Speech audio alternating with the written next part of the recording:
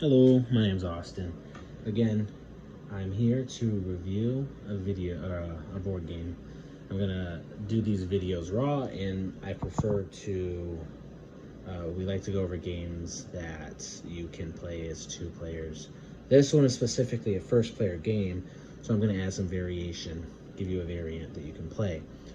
The video in the description is actually really good at explaining how the game plays. I just wanted to touch on a couple more things as well as show you. So here's the game. It's called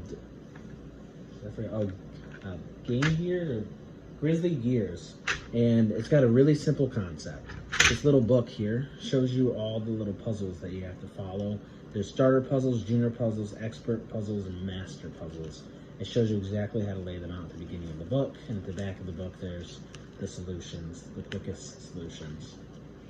So you go from, at the beginning, trying to get one character. So this is the fawn. It's not a sheep. It looked like a sheep to me.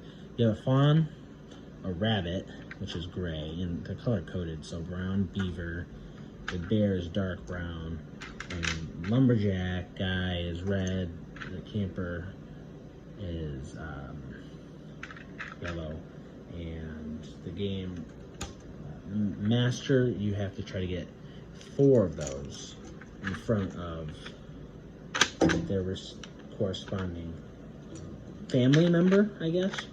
And at the starter, you only use 1. So again, you set it up exactly how the book shows you, so that there is a solution. And then you go by twisting these pieces until you get the person all the way back where they belong. The game pieces slide pretty easily, and that's that. The variation that I like to add, the game is I really like it. It's really fun. It's one player. The variation I like to add is you and as many players as you want. So in my case, I like to do 2 players. Sit across from each other around the table, whatever. Set up one of these puzzles, and then the other people don't look at the person who's going, but the person who's going times themselves to see how fast they can go. And then the next person goes, the next person goes, the next person goes. Obviously, you don't want to watch the puzzles be solved, so no one can see. And then, so whoever has the best score, obviously, does it the fastest wins. And then another variation, and something that's not mentioned in the game, is the bear has a little divot here. I haven't tried this version of the variation, but I feel like you could easily do this as a variation. I don't know if you can see that. Yeah, a little divot there.